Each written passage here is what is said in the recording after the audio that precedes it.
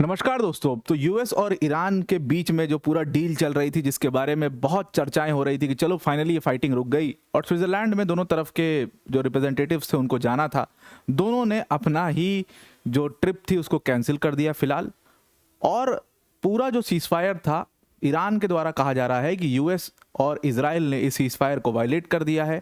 और जो सबसे पहला टर्म था इस पूरी डील का कि स्ट्रेट ऑफ हॉर्मुज को अगले 60 दिनों के लिए पूरी तरीके से खोल दिया जाएगा, स्ट्रेट ऑफ हॉर्मुज में कॉमर्शियल ट्रैफिक क्रॉस करेगा, जितना एनर्जी प्राइसेस राइज हुए हैं वो अब धीरे धीरे नीचे आएंगे और मामला जो है वो सामान्य तौर पर ठीक होना शुरू हो जाएगा। वो चीज़ दोबारा से खराब होनी शुरू हुई है। स्ट्रेट ऑफ हॉर्मुज को इन्होंने दोबारा से बंद कर दिया है और ईरान ने कहा है कि ये तो अभी पहला स्टेप है, इसके बाद नेक्स्ट स्टेप और भी बड़ा हो सकता है। अगर ये अग्रेशन इजराइल का इसी तरीके से चला और अगर इजराइल को इस डील में इंक्लूड नहीं किया गया, अगर लेबनान को इस डील में इंक्लूड नहीं किया गया और लेबनान को इसी तरीके से इजराइल हिट करता रहा, तो कहीं ना कहीं आप मानिए ना मानिए, ये अग्रेशन जो है अगर चलता रहा तो ईरान का रिस्पॉन्स और बड़ा होगा। ईरान इसको और मुश्किल से और बड़ी तरीके से रिटेलिएट करेगा। अभी तो हम सिर्फ स्ट्रेट ऑफ हॉर्मुज बंद कर रहे हैं, लेकिन ये वार्निंग की तरह है, हम इजराइल के ऊपर अटैक भी कर सकते हैं और ये वॉर दोबारा से शुरू भी कर सकते हैं, ऐसा ईरान ने कहा है। अब देखिए, अभी तक चर्चा क्यों चल रही है? अगर अभी तक पहले वाला ईरान होता तो ऑलरेडी अटैक कर चुका होता, रिटेलिएशन उसका हो चुका होता।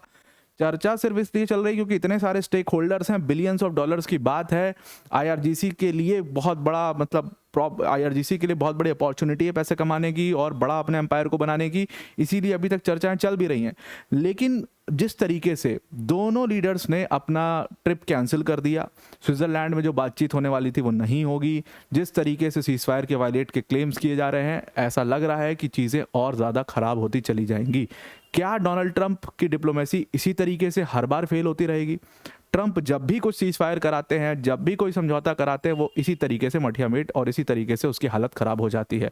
डिटेल में इसको डिस्कस करते हैं, पर वीडियो में आगे जाने से पहले एक बड़ी अनाउंसमेंट अनअकैडमी टीम की तरफ से कि अगर आप यूपीएससी सीएससी की प्रिपरेशन कर रहे हैं तो Unacademy is your one stop solution. Unacademy ने अपना क्यूईपी मेंस प्रोग्राम लॉन्च किया, जिसका कॉस्ट सिर्फ और सिर्फ 8,999। जो भी छात्र इस बार यूपीएससी मेंस की परीक्षा देने जा रहे हैं, उनके लिए 2026 के छात्रों के लिए ये 8,999 का क्यूईपी प्रोग्राम निकाला गया है। बहुत ही स्पेशलाइज प्रोग्राम है, मेन स्पेशलाइज प्रोग्राम है। इसके अंदर आपकी लाइव क्लासेस होंगी, मेन स्पेसिफिक लाइव क्लासेस होंगी, जिसमें आंसर राइटिंग पर स्पेशल फोकस दिया जाएगा, प्लस आंसर राइटिंग जो आप करोगे उसका लाइव इवैल्यूएशन होगा वहीं क्लास के दौरान।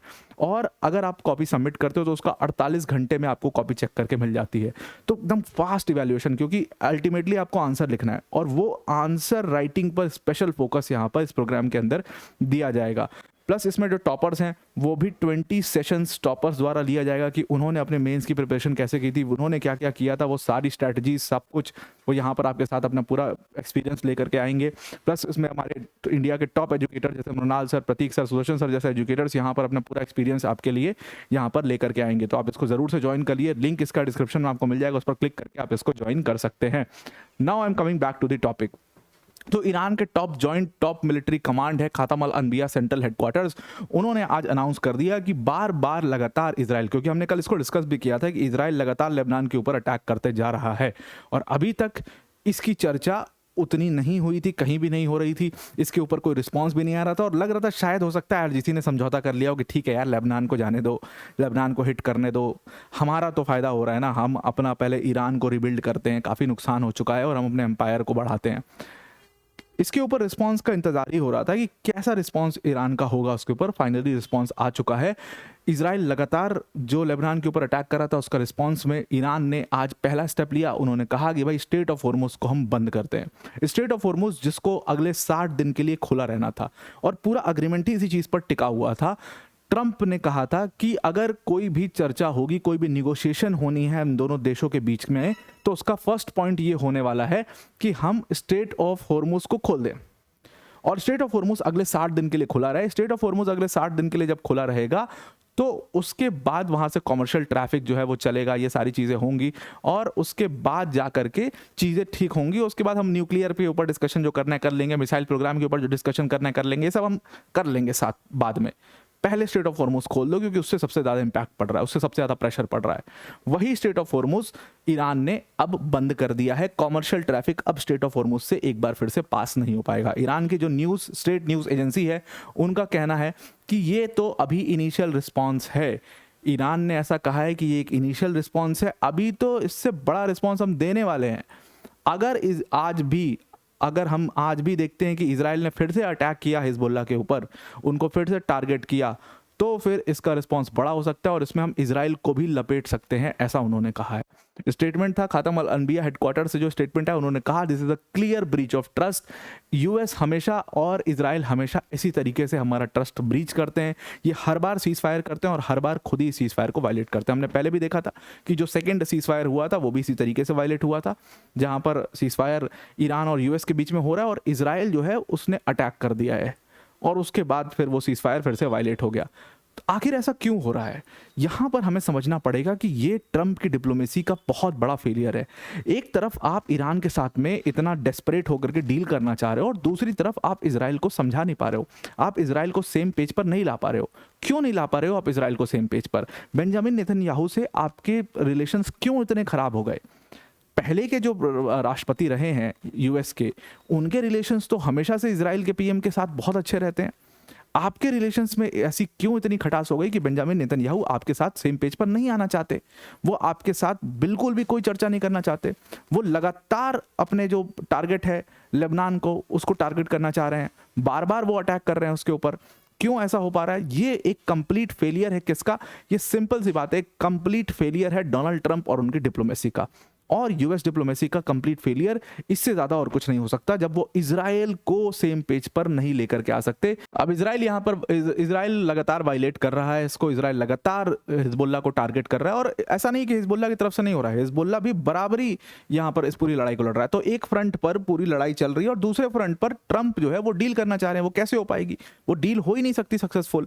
तो जो कमिटमेंट था मेमोरेंडम ऑफ अंडरस्टैंडिंग का, जो पहला मेमोरेंडम ऑफ अंडरस्टैंडिंग जिसको पहले इन्होंने डिजिटली साइन किया, फिजिकली साइन किया, इधर साइन किया, उधर साइन किया, दुनिया भर के स्टेटमेंट उसके बारे में दिए, उस मेमोरेंडम ऑफ अंडरस्टैंडिंग का पहला क्लॉज था स्ट्रेट ऑफ हॉर्मुज, कि ये अंडरस्टैंडिंग तभी टिक सकती जब स्ट्रेट ऑफ हॉर्मुज खुला रहेगा। आगे सारी चर्चाएं बाद में हो जाएंगी, लेकिन स्ट्रेट ऑफ हॉर्मुज का खुलना बहुत जरूरी है इन दोनों देशों के लिए। तो वो स्ट्रेट ऑफ हॉर्मुज ही अब ईरान ने बंद कर दिया है और सीधी धमकी दे दी है कि ये हमारा पहला स्टेप है। आप ये मत समझना कि बस हम इतना करके चुप हो जाएंगे। अगर इजराइल अभी भी अटैक करता रहेगा और अगर ये अग्रेशन इसी तरीके से कंटिन्यूड रहेगा, तो इस अग्रेशन के बजाय हम भी अग्रेशन दिखाएंगे और हम भी फिर इसको वायलेट करेंगे, फिर हम भी इजराइल को अटैक करेंगे, हम भी गल्फ के देशों को अटैक करेंगे और ये वॉर दोबारा से एक बार फिर से रीस्टार्ट हो जाएगा। फिर आपको जितना जो करना होगा कर लेना। अब इजरायली मिलिट्री ने क्या बोला? इजरायली मिलिट्री ने इसके ऊपर बोला कि देखो, हिजबुल्लाह ने हमारे ऊपर 50 प्रोजेक्टाइल्स सदर्न लेबनान के एरिया में जहां हमारी फोर्सेस हैं हमारी उनकी पोजीशन पर फायर किया, फिर हमने उसको रिटेलिएट किया और इसलिए हमें हिजबुल्लाह के पोजीशंस को स्ट्राइक करना पड़ा।